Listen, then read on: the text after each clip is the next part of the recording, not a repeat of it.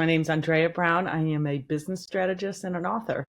Let's get to it. How is AI impacting everybody? Some bad, some good, right? So there's a lot of companies that I've hear more and more of, which I'm going to give caution to, are replacing full departments with AI, are trying to find this free kind of resource to get things done within their company. And who can blame them, right? Because you get something's free, something's much more inexpensive than hiring a human being. However, it's not a human being. It doesn't have those the ability to understand the impact on other human beings. And so you do always need human beings to guide. And I would argue that AI should never replace, but enhance and improve, so that that person or people can be more productive and take on even more volume of work. And the big thing right now is the perception. Everyone thinks it's going to be the end of the world and stuff. So how do you go into these companies and say, this is going to help? Well, I also am a speaker, so I've done some workshops on these things, on how to, I'm finding most CEOs or leaders want this. They want AI. They want to put it in. They don't want to be left behind, because it's here and it's not going away, and you don't want it to be left behind.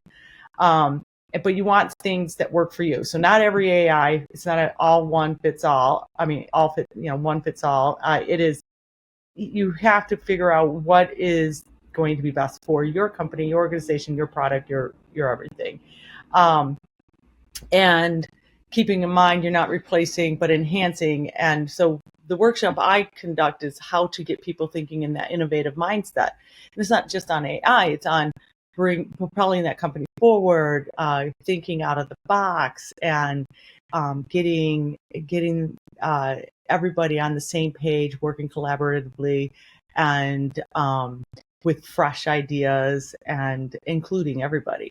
And that also opens up the door, or in the mindset, to accept new technology. And that's what AI is, just a new technology. So you're going to have to implement it in some way or another, because then you're going to get slower than others, your competitors, and there's going to be some things falling through the crack. But it doesn't mean you don't just go grab at anything that sounds good, right? There's so much out on the market, especially now, and every day more and more is popping in on the market. But not okay, that looks cool, I want it in my company, is not a good strategy. The strategy should be, where do we see improvements? Where can we see AI helping and improve our company, our productivity, our efficiencies, our costs, cutting down the cost for production or even for services. And then figuring out which AI will help with that, and not just grabbing at AI to have AI. What is it like speaking about this and talking to people? Mixed. So I did a keynote.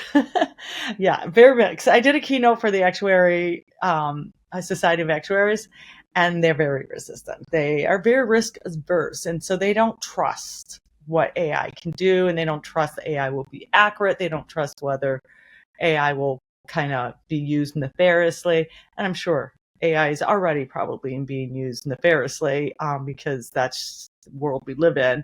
But but AI can't do anything you don't tell it to do, right? So it's still a program. It's still a computer program that it's a brain that has to be taught and told what to do, but it can't think on its own. It just can't. If it's got no input, then nothing's going to happen. So if you're in control of your own AI, you're not going to have nefarious users, right? I mean, you shouldn't. So there's always a security concern, but if you do things right, there is really it's actually better for it. Less mistakes. right? More work being done, more accurate, and less missed opportunities or missed information. So, I try to explain all the benefits and talk about how this is an enhancement and not a replacement.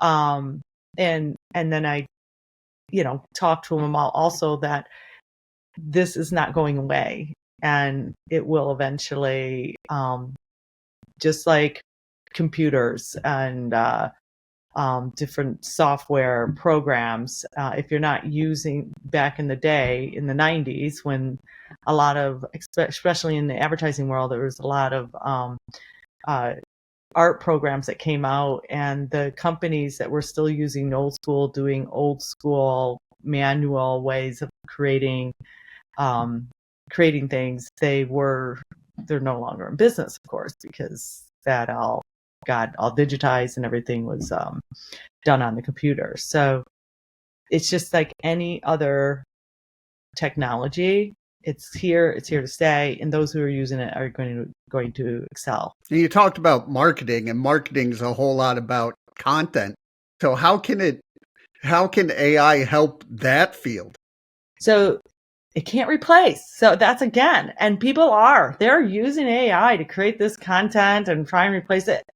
And, sure, it's out there, and sure, people are eating it up a bit, but it also is new. And if you look at things, the one thing you need to do is be very good at prompts to get what you want from AI. It can't, it has a hard time. Let's just take copywriting, for example. You can tell it, I need a post for this campaign, and this is what's happening.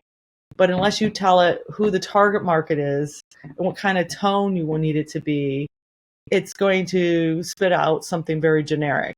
And then if you do that, it might spit out something just very businesslike, nothing with character. It just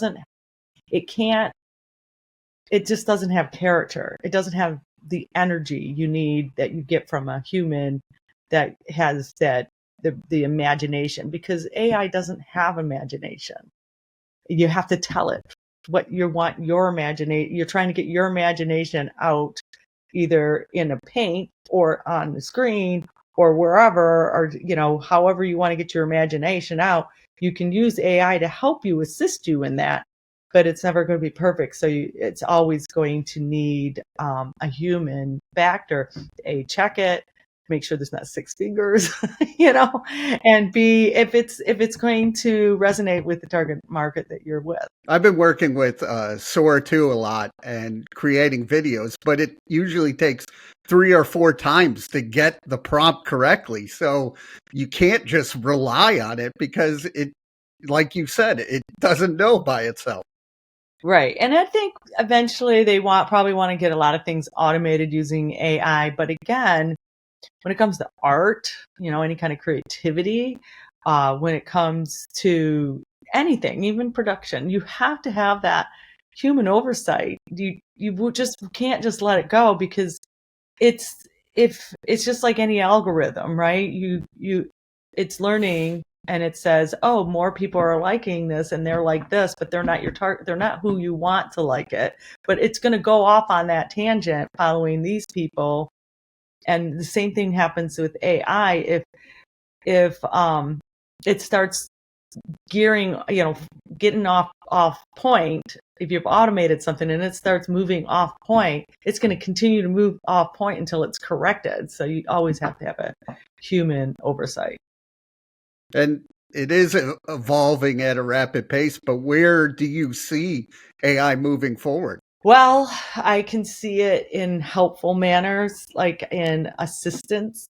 I see also lots of trends where, like I said, there is a company I know of that have replaced full-on departments, full-on areas of work, and I see them not doing well and bringing people back, or trying to. I do see in the media, and we're all feeling it, there's an influx of people losing their jobs, and and where do I fit now in the world? That's all growing pains, but I do see it flushing out, and then we all get used to it, and we all learn how to use it to help us to, as an assistant, as it is meant to be, because it is a computer. It's just an assistant. It's not an autonomous vehicle, and it can't think autonomously. You have to tell it how to think. So I do see us using it quite a bit more, and we're going to find more areas to use it in. And I personally believe there's, just like the .com era, there's a bubble that's going to burst. So how can people reach out and learn more about you? Oh, I'm at frequency110.com, frequency110.com. And you can also find me on LinkedIn, Andrea Dyan Brown, Dyan. So yeah, they can find me right there at frequency110.com.